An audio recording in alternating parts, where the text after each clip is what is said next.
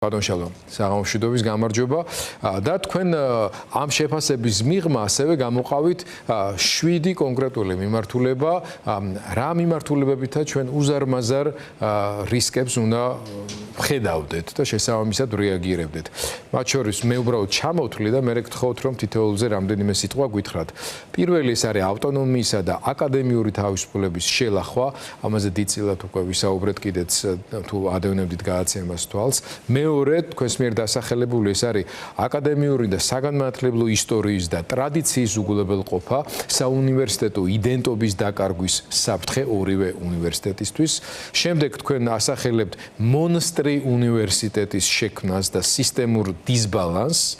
მეოთხედ კონკურენციის გაქრობა და ხარისხის დინამიკის შესუსტებას, მეხუთედ ტექნიკური უნივერსიტეტის ფაქტობრივ შთანთქმას, კიდევ ერთ საერთაშორისო თანამშრომლობის ხარისხისა და აკრედიტაციის მოსალოდნელ პრობლემებს და მეშვიდე ადმინისტრაციული და აკადემიური პერსონალის გაურკვევლობას. ეხლა მინდა მოგცეთ შესაძლებლობა ზოგადადაც შეაფასოთ მთლიანობაში სტრატეგიულად რა მასშტაბის მცდარი გადაწყვეტილებაა ეს, მე თავისუფლებას ვაძლევ ასე ვახსენო რამდენადაც გავეცანი რამდენიმე თქვენს ინტერვიუს და ვიცი რომ კრიტიკული აზრი გაქვთ და შემდეგ დაასაბუთოთ თუ რატომ გისმენთ. კი ბატონო, დიდი მადლობა მოწვევისთვის და საკითხის გაშუქებისთვის, მივესალმები ტელემაყურებელს. პრინციპში ჩვენ ეს გადაწყვეტილება გაერთიანების ამ შემთხვევაში, რომელმაც გამოიწვია ეს დებატები სახელმწიფო უნივერსიტეტის და ტექნიკური უნივერსიტეტის, უნდა განვიხილოთ იმ ერთიან სურათში, რომელიც არის წარმოდგენილი უმაღლესი განათლების რეფორმის კონტექსტში, თუმცა ამ სურათის მნიშვნელოვანი ნაწილები არ ვიცით და ეს ქმნის კიდევ ერთ დიდ რისკს და ბუნდოვანებას. ანუ თავისთავად პრობლემა ორი უნივერსიტეტის გაერთიანება შეიძლება არ იყოს, თუ კი ის ემსახურება მნიშვნელოვან ღირებულებებს, რომელიც საერთაშორისო პრაქტიკაშიც არის და ხშირ შემთხვევაში ეფუძნებიან, თუმცა არსებობს მიზნების იერარქია და მიზნების ანალიზის შესაძლებლობა, ისევე როგორც არსებობს რისკების ანალიზის შესაძლებლობა, რომელიც შეიძლება იყოს გამოწვეული. სწორედ ამ კონცეფციიდან გამომდინარე იყო ჩემი ეს 7 მიმართულება გამოყოფილი. თუმცა ყველაზე მეტად მნიშვნელოვანი არის, რომ ამ გაერთიანების მიღმა ხომ არ იმალება უფრო ღრმა და მნიშვნელოვანი ასპექტები, რომელიც გულისხმობს მთლიანად უმაღლესი განათლების სისტემის დამორჩილებას. რა თქმა უნდა, ეს კონცეფციაში არის ასახული, თუმცა ეს ხომ არ არის პირველი ნაბიჯი, რომლითაც გაერთიანებით უფრო ვერაგი გეგმის განხორციელების დასაწყისი იქნება. რის საფუძველიც ასევე მოცა დღეს ინიცირებულმა კანონპროექტმა, სადაც რამდენიმე მნიშვნელოვანი მოხლია. ზოგადად რაც შეეხება ასევე პირველი საკითხი, რომელიც გამოყოფილი მაქვს აქ საუბარი ბევრი იყო ავტონომიური და აკადემიური თავისუფლების. აქ მინდა ხაზი გაუსვა, რომ უნივერსიტეტების აკადემიური თავისუფლება და ავტონომიურობა არ არის ეს ფურცელზე დაწერილი და სამართლებრივი აქტი. ანუ უნივერსიტეტის აკადემიური თავისუფლება და ავტონომიურობა იკარგება იქ და წყვეტს უნივერსიტეტი არსებობას, როდესაც იგი ხდება ძალაუფლების მქონე ადამიანების მორჩილი.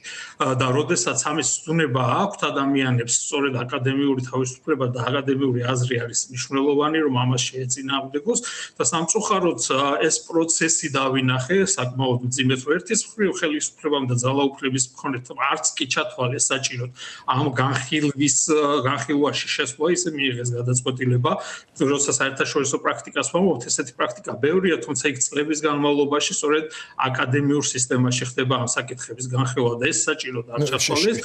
შეიძლება პრინციპში მიზანი ზუსტად ეს არის, რომ ავტონომიურობისა და დამოუკიდებლობის ის მცირედი შეგრძნებაც კი, რომელიც მხოლოდ სიმბოლურად შეიძლებოდა ყოფილიყო შემორჩენილი ამ შენობების კედლებში, ეს ბოლომდე ფორმალურადაც კი, ასე ვთქვათ, გაუქმებულიყო. შეიძლება ესეც მუსტი გამოხატულება სწორედ ამ ბატონშალო, ჩემი შეკითხვა რაში მდგომარეობს, იცით, აქედან თქვენი ნათქვამი გამომდინარე, რომ მესმის რომ განათლების სისტემის მცოდნეებს თქვენთვის ახსნა არ გჭირდებათ, რაში ჭირდება ავტონომია და აკადემიური თავისუფლება მომაღლეს სასწავლებლებს, მაგრამ უბრალო ადამიანებს, რომლებიც თავიანთ შვილებს თქვათ ამზადებენ იმისთვის, რომ ჩააბარონ უმაღლეს სასწავლებლებში. ზოგადად განათლების ხარისხისთვის რატომ აქვს მნიშვნელობა იმას, რომ უმაღლეს სასწავლებლებს ჰქონდეს ავტონომია და დამოუკიდებლობა აკადემიურ თვალსაზრისით. წარმოუდგენელია უნივერსიტეტის მისია და უნივერსიტეტი აკადემიური თავისუფლების გარეშე. აკადემიური თავისუფლება განაპირობებს სწორედ საზოგადოების განვითარებას, კრიტიკული მოქალაქის აღზნას, საზოგადოების ფორმირებას, სამოქალაქო საზოგადოების ფორმირებას და სწორედ საუნივერსიტეტო მისია კვლევასა და სწავლებასთან ერთად არის სწორედ ესეთი საზოგადოების ფორმირების ხელშეწყობა. შესაბამისად, აკადემიური თავისუფლების გარეშე ეს კომპონენტი მთლიანად იკარგება. თუმცა აკადემიური თავისუფლებას დიდი გავლენა აქვს თვითონ კვლევების წარმოებაზე და ცოდნის წარმოებაზე, ისევე როგორც მის გადაცემაზე, რომ არ იყოს აკადემიური თავისუფლება, ჩვენ ძალიან ბევრი მიმართულებით არ გვექნებოდა კვლევები და არ გვექნებოდა განვითარება. ძალიან საინტერესო მაგალითია DNM-თან დაკავშირებული კვლევები, როდესაც დაფინანსება შეუწყვეტეს სახელმწიფოებმა ამ მიმართულებით კვლევებს და აკადემიური თავისუფლების ქვეშ კვლევებმა გააგრძელეს ამ მიმართულებით მუშაობა და მნიშვნელოვანი გარდატეხა იყო მეცნიერებაში. ზოგადად აკადემიური თავისუფლების იდეის ასე მკვეთრად განვითარება უზრუნველყო ამერიკის განვითარება მთლიანობაში, იმიტომ რომ ის დაეფუძნა უნივერსიტეტებში ცოდნის წარმოებას და მის განვითარებას და ეს მთელი პროცესი აკადემიურ თავისუფლებას დაეფუძნა. მათ შორის ეს განვითარება, როდესაც ჰუმბოლტის მოდელი და კონცეფცია შემოვიდა, სწორედ აკადემიურ თავისუფლებას ეფუძნებოდა და გერმანიამ ლიდერობა დაკარგა სწორედ მას შემდგომ, რაც აკადემიური თავისუფლება ნიველირებული იყო, სწორედ პირველ და მეორე მსოფლიო ომის პერიოდში და ანუ ეს საზოგადოების ქვეყნის კაცობრიობის განვითარებისთვის, კვლევების წარმოებისთვის არის მნიშვნელოვანი, ისევე როგორც კონკრეტულად საჭირო იყო ამის განმარტებაც, იმიტომ რომ როგორც მოცემულობა, როგორც პოზიტიური და მნიშვნელოვანი მოვლენა, ყველასთვის ეს მოცემულობა შეიძლება არ იყოს გასაგები. შემდეგ თემაზე რო გადავიდეთ, თქვენსავე ჩამონათვალში აკადემიური საგანმანათლებლო ისტორიის, აკადემიური და საგანმანათლებლო ისტორიის და ტრადიციის უგულვებელყოფა საუნივერსიტეტო იდენტობის დაკარგვის საფრთხეზე ამახვილებთ ყურადღებას. ამ ხრივ გასაგებია, რომ კიდევ უფრო მეტად პოლიტექნიკური უნივერსიტეტის შთანთქმის პრობლემაზეც ამახვილებთ ყურადღებას. ამ ხრივ რამდენად დამანგრეველი შეიძლება აღმოჩნდეს ეს ჩვენი უმაღლესი განათლების სისტემისთვის? ხო, ну რეალურად ეს არის ორი განსხვავებული ინსტიტუცია თავისი ისტორიული ტრადიციული და მკვეთრად გამოკვეთილი იდენტობებით. ანუ როცა საერთაშორისო პრაქტიკას ვეფუძნებით ხოლმე, არსებობდა ხოლმე საერთაშორისო იგივე ფინეთის მაგალითი მოყავთ, დანიის მაგალითი, ფრანგული მაგალითი, მანჩესტერის უნივერსიტეტის მაგალითი, ყველა ეს მაგალითი არსებობს, თუმცა ეს არის მკვეთრად განსხვავებული სიტუაციები, როდესაც მაგალითად ეს გაერთიანება იყო ურთიერთშემავსებელი და არ ეხებოდა დიდი ისტორიისა და ტრადიციის უნივერსიტეტებს. აქ საუბარია იმაზე, რომ ისტორია და ტრადიცია ეს არ არის მხოლოდ ლიტონის სიტყვები და საინტერესოა, რომ ამ ისტორიისა და ტრადიციების დაცვის ლოზუნგით არის ეს ხელისუფლება ხშირად, ხოლო ამ შემთხვევაში სრულად არის იგნორირებული. ეს არის რეალურად სწორედ ის, რაც ქმნის უნივერსიტეტს და უნივერსიტეტები სწორედ ამ ისტორიით, ტრადიციით და იდენტობით იქნება. შესაძლებელია ჩვენ განვიხილოთ უნივერსიტეტის ცვლილება მისი ისტორიის და იდენტობის დავიწყება, თუ ის არის ნეგატიური და შეგვიძლია შევქმნათ უფრო ახალი ბრენდი. ამ შემთხვევაში ეს გასაგები არის, მაგრამ არც ტექნიკური უნივერსიტეტის და არც ივანე ჯავახიშვილის სახელობის უნივერსიტეტის შემთხვევაში ეს არ არის. ეს არის რეალურად ის რამაც შექმნა ჩვენი საზოგადოება და უზრუნველყო ჩვენი საზოგადოების განვითარება და წარმოუდგენელია ჩვენი ისტორია ამ ორი უნივერსიტეტის გარეშე. შესაბამისად, ამ იდენტობის გაქრობა არის წარმოუდგენლად რთული. ეს რომ ესე იქნება და ტექნიკური უნივერსიტეტის შთანთქმა მოხდება, ამის ჩვენს პრაქტიკაშიც გვაქვს ამის მაგალითები, ზუსტი ანალოგია არ არის ეს მაგალითად იგივე ქუთაისის ტექნიკურ უნივერსიტეტს არ ჰქონდა ისეთი ტრადიცია 74 წელს იყო დაარსებული და შემდგომ 90-იან წელს გახდა, თუმცა შეერთება 2006 წელს მისის განხორციელდა აკაკი წერეთლის სახელობის უნივერსიტეტთან. დღეს ტექნიკური უნივერსიტეტის კი ფაკულტეტის სახით წარმოდგენილია ქუთაისში, მაგრამ მხოლოდ 10% წარმოადგენს ქუთაისის აკაკი წერეთლის სახელობის უნივერსიტეტისას. შესაბამისად, ეს ბუნებრივად მოხდება და ეს მნიშვნელოვანი ნაწილი იქნება აბსოლუტურად დაკარგული. ბატონ შალვა, კიდევ ერთი მნიშვნელოვანი რისკი, რასაც თქვენ ხას უსვავთ, ეს არის ეგრეთ წოდებული მონსტრი უნივერსიტეტის შექმნა და სისტემური დისბალანსი. კიდევ უფრო გასაგებენაზე რომ აუხსნათ ადამიანებს, რა საფრთხეს წარმოადგენს თუ კი ეს პროექტი რეალიზდა და მართლაც ორი ყველაზე დიდი მათ შორის თავისი ინფრასტრუქტურით, პროგრამების, ფაკულტეტების რაოდენობით, ფინანსებით უნივერსიტეტი, ასე ვთქვათ, ერთ სუბიექტად იქცა, რა მოყვება ამას სისტემისთვის და დანარჩენი უნივერსიტეტებისთვის. ბატონო, რო გავშალოთ ეს ძალიან ფართო პრობლემაა და საბოლოო ჯამში ჩვენ ამით მივიღებთ ერთ მონოპოლიურ უნივერსიტეტს, სადაც არანაირი მნიშვნელობა არ ექნება არც ხანრისხის განვითარებას და არაფერს, იმიტომ რომ არანაირი კონკურენცია აქ არ იქნება. ამ მონსტრი უნივერსიტეტის არსებობა გულისხმობს და ყველაზე მზაკვრული იდეა მგონია რომ აქ არის ჩადებული, გულისხმობს და ხაზგასმულია ძალიან ხშირად ერთი ქალაქი, ერთი ფაკულტეტის იდეა, რომლის ქვეშაც მოხდება შემდგომ გაგრძელება და განხორციელება რეფორმის. ეს გულისხმობს რომ ამ ორი უნივერსიტეტის გაერთიანებით შეიქმნება ისეთი უნივერსიტეტი, რომელიც დაფარავს ყველა იმ პროგრამას დეპარტამენტზე და ფაკულტეტებზე და მიმართულებებზე აღარ არის ლაპარაკი. ფაქტობრივად ყველა იმ პროგრამას მიუხედავად იმისა, რომ სახელწოდება შეიძლება იყოს განსხვავებული, რაც აქვს მაგალითად ილიას უნივერსიტეტს.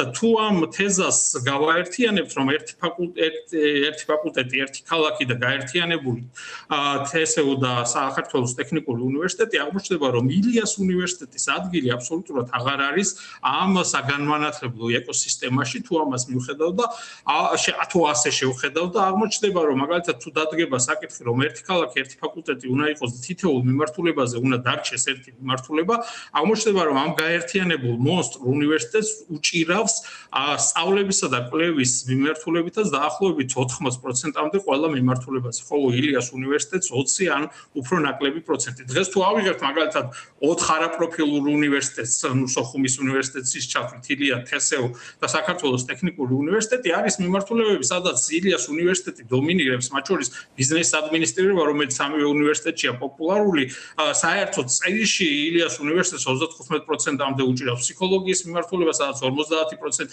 ანუ არის მიმართულებები, თუ კი ამ კუთხით დადგება საკითხი, დინამიკაში იქნება განხილული, რომელ უნივერსიტეტს რომელი პროგრამა უნდა დარჩეს, აღმოჩნდება, რომ აუცილებლად ამ გაერთიანებულს უნდა დარჩეს. პირველი ტიპის პრობლემა ეს არის, მეორე ტიპის პრობლემა ეს არის, რომ ამ ტიპის მონსტრი უნივერსიტეტი არ არის საჭირო და ვერ განავითარებს განათლების სისტემას მთლიანობაში. ეს მათ შორის პირდაპირ კავშირშია თქვენს მიერ ცალკე კიდე გამოყოფილ კონკურენციის გაქრობის და ხარისხის დინამიკის შესუსტების პრობლემასთან, ხო? მთლიანობაში ეს როგორც უნივერსიტეტთა შორის ასევე გაერთიანების შემთხვევაში იგივე ტექნიკურ უნივერსიტეტს აქვს ბიზნეს ტექნოლოგიების სამართლისა და საერთაშორისო ურთიერთობების და სოციალურ და პოლიტიკურ მეცნიერებათა ფაკულტეტი. ეს მიმართულება ერთმანეთში რო შეერწყება ნაცვლად დღევანდელი კონკურენციის, ეს იქნება მიკრომენეჯმენტი, როდესაც შიგნით დაალაგდებიან რა და როგორ უნდა მოხდეს და აბსოლუტურად მithumetes როცა მონსტრებად იქცევიან და იგივე ადგილების რაოდენობიდან გამომდინარე იურიდიულ ფაკულტეტზე ყველა ფაქტობრივად მისაღები იქნება ამ უნივერსიტეტში, არანაირი შიდა კონკურენციაც აღარ იქნება და მთლიანობაში მოხდება ამ პრობლემის ძალიან საინტერესოა და ამას მინდა ხაზზე გაუსვა, რომ მიზნები, რომელიც გაცხადებულია, რატომ არის ეს გაერთიანებული, თვითონვე ეწინააღმდეგება შემდგომ ის პოლიტიკა, რომელიც უკვე კონცეფციაშია ასახული. მაგალითად, მიზნებისთვის გაერთიანებით დასახელებული იყო საერთაშორისო რეიტინგებში ზრდა ჩვენი უნივერსიტეტების მონაცემებს. რატომ გვჭირდება საერთაშორისო რეიტინგებში უკეთესი შედეგები? ეს ძალიან მნიშვნელოვანი შეიძლება იყოს მაგალითად საერთაშორისო სტუდენტების მოსაზიდად. ეს შეიძლება იყოს ძალიან მნიშვნელოვანი საერთაშორისო პროექტებში მონაწილეობისთვის, იმიტომ რომ კონსორციუმში ესე დიდი და მძლავრი უნივერსიტეტის მონაწილეობა არის მნიშვნელოვანი. ეს შეიძლება იყოს მნიშვნელოვანი გრანტების მოსაპოვებლად სამეცნიერო და კვლევითი მიმართულებით.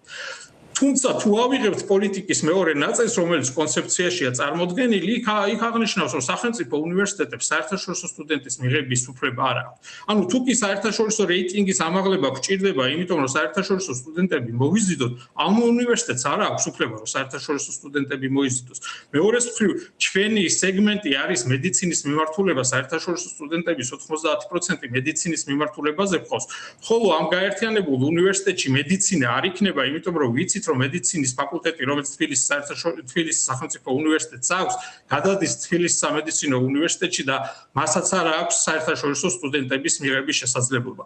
კვლევით და გრანტების ნაწილს თუ ავიღებთ, იქაც ძალიან კარგად ვიცით, რომ ჩავხედეთ ყველა გზა ევროკავშირის მიმართულებით და თუ კი ავიღებთ Erasmus Plus-ის პროგრამებს, თუ 2023 წელს 11 პროგრამა იყო ქართული უნივერსიტეტებიდან წარმოდგენილი, 2025 წელს მხოლოდ 5 პროგრამა იყო, ოღონდ არც ერთში კოორდინატორი ქართველი არ იყო ქართული უნივერსიტეტი. აი, თქვენ რასაც ყვებით, უკვე კატასტროფულ ვითარებაზე მიუთითებს, ასე დეტალურად ჩვენ ჯერ კიდევ არ მოგვისმენია, ეს ნიშნავს, რომ საერთაშორისო განსაკუთრებით ევროპულ და დასავლეთის საგანმანათლებლო სისტემასთან ურთიერთობის არხები არის მკვეთრად შემცირებული და შეზღუდული.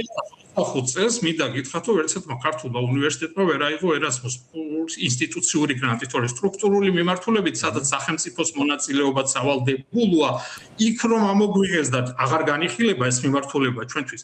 ეს უკვე ცნობილია, მაგრამ სადაც ინსტიტუციებს შეუძლიათ უნივერსიტეტებს, იქ ჩვენ შემცირებული გვაქვს. ანუ შეიძლება ითქვას, რომ ამ ნაწილშიც ქვეყნისთვის ალბათ ყველაზე მნიშვნელოვან ნაწილში და სფეროში ჩვენი საზოგადოებრივი ცხოვრებისა და სახელმწიფოსი იზოლაციის პროცესი აქტიურ ფაზაში არის. რა თქმა უნდა და სწორედ ამ თვალსაზრისით იმის თქმა, რომ რეიტინგისთვის გვჭირდება, ეს არის მოტყუება, იმიტომ რომ იგივე რეიტინგი დგება 5 სხვადასხვა კომპონენტისგან და მხოლოდ ერთი კომპონენტი შეიძლება გაიზარდოს ამ გაერთიანებით. ეს არის ციტირება, იმიტომ რომ მექანიკური გაერთიანებით სტატისტიკა გაიზრდება და არა რეალურად ხარისხი. მაგრამ იმ კომპონენტებს შორის არის რაც 7.5% ნიჭება შეფასებაში საერთაშორისო სტუდენტების რაოდენობა და ინტერნაციონალიზაციის ასპექტები, რომელიც ნულოვანი გახდება, იმიტომ რომ სახელმწიფო უნივერსიტეტებს ამ შემთხვევაში გაერთიანება თუ მოხდა გაერთიანებულ უნივერსიტეტებს არ ექნებათ საერთაშორისო სტუდენტების მიღების შესაძლებლობა და ინტერნაციონალიზაცია ქვევიცა. შესაბამისად, ამ გაერთიანებით იმ პოლიტიკის ფონზე, რაც გვაქვს და ქვეყნის იზოლაციის ფონზე, ეს რეიტინგის დაც კი მიუღწეველი იქნება, რომელიც ფორმალურად არის წარმოდგენილი როგორც მიზანი. მეორე მიზანი შეიძლება იყოს, რაც მაგალითად დანიის შემთხვევაში მოხდა, რესურსების, მათ შორის ადამიანური რესურსების ოპტიმიზაცია, როდესაც არ აქვს საკმარისი რესურსი, რომ დიდი რაოდენობის სტუდენტი ან შესაბამისი კვლევები აწარმოა, ამიტომ ახერხებთ მის ოპტიმიზაციას. თუმცა ამას ეწინააღმდეგება უკვე ფორმალურად ყოველ შემთხვევაში ის რიტორიკა, რომ არაფერს არ ვცვლით. იგივე რაოდენობა იქნება. ხო, ნუ ელემენტარულად ატყუებენ ბატონშვილ, ეხლა ჩვენ ხო პატარა ბავშვები არა, ყველანი ხვდებით, არა? ერთის მხრივ ოპტიმიზაცია იყო შენი ამოცანა და მეორეს მხრივ არაფერს არ ცვლიდე. აქ თანამშრომელთა რაოდენობას ფაკულტეტებსაც არ აერთიანებდე, ლაბორატორიებსაც არ აერთიანებდე, ფინანსურ განყოფილებას და ასე შემდეგ. ნუ ეს ეხლა ისეთი ზღაპარია, რომ თვით ქართული ოცნების და ბიძინა ივანიშვილის ასე თქვათ სულგრძელობის გულუბრყვილოდ მომხრეებსაც კი არ ჯერათ და ეს რო არ ჯერათ გამოჩნდა კიდეც დაუშვათ მათ რეაქციებში, მაგრამ ჯერჯერობით მაინც ეთამაშებიან ივანიშვილს, იქნებ ესეთი თბილი და ტკბილი სიტყვებით მაინც შემოუტრიალონ გული, მაგრამ ფაქტი არის ის, რაც თქვენ საუბრობთ. თქვენ ასევე ჩამონათვალში გაქვთ ნახსენები ტექნიკური უნივერსიტეტის ფაქტობრივი შთანთქმის პერსპექტივა და ეს ასე მოხდება კიდეც, ასე უყურებთ ამ სურათს. თავისთავად ეს ასე მოხდება. ტექნიკური უნივერსიტეტი ეს არ არის მცირე უნივერსიტეტი, რომელიც შესაძლებელია უფრო მსხვილ უნივერსიტეტთან ან ნაკლები ისტორიის მქონე უნივერსიტეტი, რომელიც შემთხვევაშიც გაერთიანება შეიძლება მისთვის ყოფილიყო უკეთესი, იმიტომ რომ უფრო პრესტიჟულ უნივერსიტეტს უფრო დიდი ტრადიციის და ისტორიის უნივერსიტეტის ნაწილი ხდება და შესაბამისად უმჯობესდება. ეს არის თანასწორი და თანაბარი როგორც რაოდენობრივი თვალსაზრისით, ასევე ისტორიის თვალსაზრისით, ისევე როგორც ჩამოყალიბებული იდენტობის თვალსაზრისით, ამიტომ ეს გაერთიანება ტექნიკურ უნივერსიტეტს არაფერს არ აძლევს, იგი იქცევა მხოლოდ და მხოლოდ მცირე ნაწილად თბილისის სახელმწიფო უნივერსიტეტის და ბევრ მიმართულებაში იგი შეერწყმება. აქ არ არის ლაპარაკი, რა თქმა უნდა, თავისთავად სოციალურ-პოლიტიკური მეცნიერებების საერთაშორისო ურთიერთობები და ბიზნესის მიმართულება მთლიანად ჩაიკარგება, ანუ რის დუბლირებაც ხდება, მაგრამ ის სპეციფიკური მიმართულება, რომელიც ტექნოლოგიებს, ინჟინერიას და სამშენებლო მიმართულებას უკავშირდება, ის შერჩება მხოლოდ მცირე ნაწილად და დაკარგავს ძალიან მნიშვნელოვან და ღირებულებით პრაქტიკულ მნიშვნელობას. ამიტომ ეს რეალურად ესე მოხდება და დაკნინება და შთანთქმა ტექნიკური უნივერსიტეტის აუცილებლად მოხდება, მიუხედავად იმისა, რომ არის გარკვეული სტრატეგიები, რის მიხედვითაც შეიძლება ეს ინსტიტუციური მეხსიერება ისტორიულობა და ტრადიცია იყოს შენარჩუნებული. თუმცა ამას ჭირდება ძალიან მკვეთრი ავტონომიურობა კიდევ უნივერსიტეტის.